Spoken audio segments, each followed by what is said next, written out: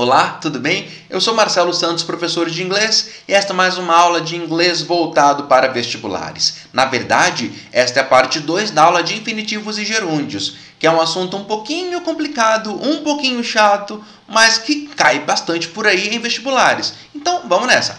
Primeira coisa aqui, nós temos que saber, e aí é a parte que complica, que em português, por exemplo, se eu monto uma sentença com 2 verbos, o segundo verbo é sempre no infinitivo. Por exemplo, eu decido fazer, eu quero fazer, eu me nego a fazer, eu opto por fazer, eu rejeito comprar, sei lá. O segundo verbo é sempre em português no infinitivo. Em inglês, não é. Em inglês, esse segundo verbo pode ser ou infinitivo ou gerúndio, como está aqui na sua tela de exemplo. Quando ali eu te falo que I can afford to buy a new car, quer dizer que eu posso bancar esta compra de um novo carro. Ou ainda, he denied helping me, ele negou-se a me ajudar. Tá? E qual é a regra para isso? Não tem uma regra para isso em inglês. É uma regência verbal super caso a caso, é sofrido isso. Então olha só. Como que você vai saber isso? O verbo afford, que é esse bancar, sustentar, poder pagar por algo, o verbo afford exige que o verbo na sequência seja no infinitivo. É uma coisa do verbo afford. Assim como o verbo to deny, que é o verbo negar, exige que o verbo da sequência venha no ing. E aí, como que eu vou conseguir aprender isso, hein? Aliás, tem 2 soluções. Primeiro, você pode se matar com uma lista de verbos, tá? Que vai estar ali em grupos. Grupo 1, verbos que apenas aceitam infinitivo. Grupo 2, quer dizer, lista 2, verbos que apenas aceitam gerúndio na sequência. Ou, o que eu acho muito mais interessante para você, vestibulando, é comece a ler mais textos. Por quê? Porque você lendo mais textos, você vai ser exposto a tais verbos em uso real, em uso contextualizado. Então, você aprende 2 coisas junto. Você aprende a ganhar vocabulário, ganhar fluidez de texto, a ler mais e por tabela começa a perceber o quanto que o certo vai te parecer mais natural, mais correto. Quer ver um belo exemplo disso? Pensa no verbo want, no verbo querer. Qual seria o certo, hein? Seria o want to go ou want going? Nossa, want going tá esquisito, não tá? Claro que é want to go. Como que a gente sabe disso? De tanto que a gente já viu want to read, want to eat, want to go, want to dance, a gente já internalizou que o verbo want pede que a sua sequência seja com infinitivo e não com gerúndio. Então, por não ter regras, este estar sempre exposto a isso vai fazer com que você internalize o que é o certo e que o errado te pareça, nossa, que esquisito, né? Não deve ser isso. Funciona assim, não tem jeito, porque não tem regras. Então, é caso a caso, é verbo a verbo. Como que isso mais cai nos vestibulares, hein? Com os verbos do grupo 3, que está aqui na sua tela agora, que seria qual? Esse grupo 3 seria aquele que o verbo aceita as 2 formas, só que há diferenças de sentido. Aí começa a sacanagem das provas pelo país inteiro, porque eles vão usar desta diferença que está aqui na sua tela para tentar te pegar em compreensão de texto. Então, essa é a hora na qual a gramática atua na compreensão de texto, que dá uma belíssima questão de prova. Então, aqui na sua tela, você tem I want to stop to smoke e I want to stop smoking. Os 2 existem, mas são diferentes. E aí, hein? Qual o sentido de I want to stop to smoke e I want to stop smoking? Hein? Eu vou te contar. Vamos lá. Want to stop to smoke. Stop to smoke, parar para fumar. Parar com a intenção de fumar. Seria, nossa, eu quero parar este vídeo para fumar. Esse é o stop to smoke. Stop smoking, parar de fumar. Então perceba que eles são opostos na verdade. Porque na primeira sentença eu quero fumar.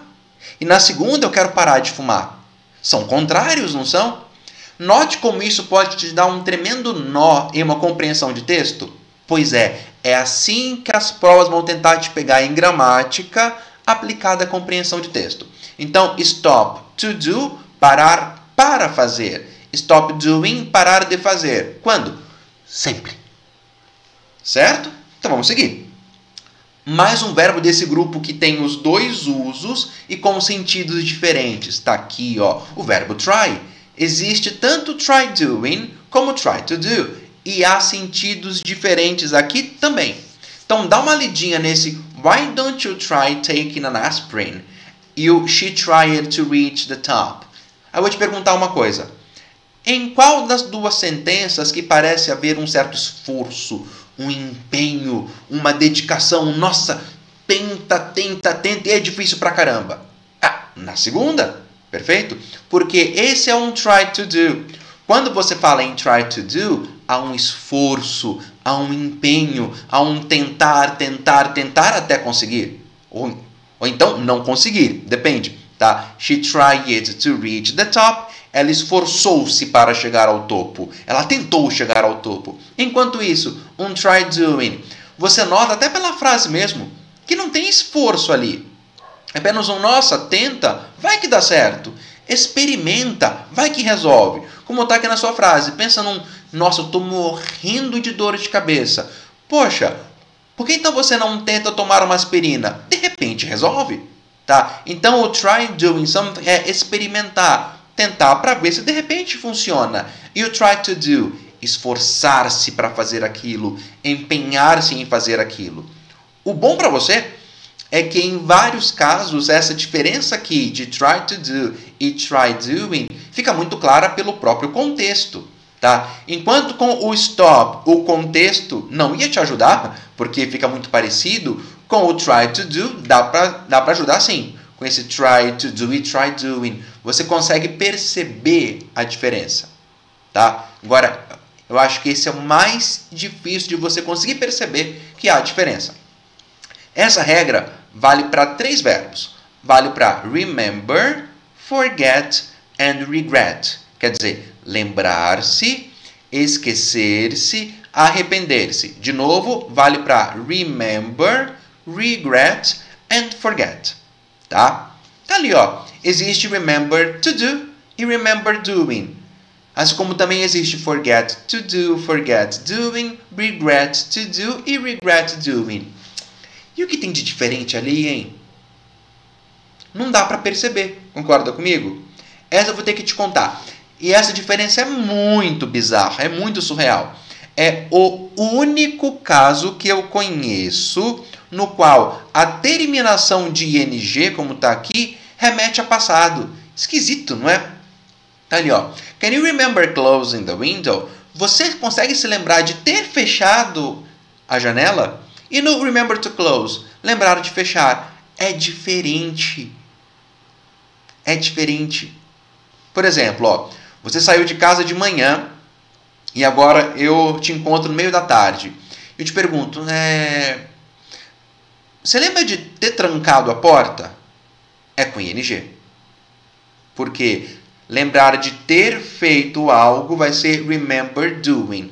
Agora, se eu te perguntar de é normal pela manhã ao sair de casa você se lembrar de trancar a porta? Perceba que não tem mais um gancho para passado. Aí é remember to do. Pra gente em português faz sentido? Nenhum. Mas aí, de novo, isso pode mexer na sua compreensão de texto.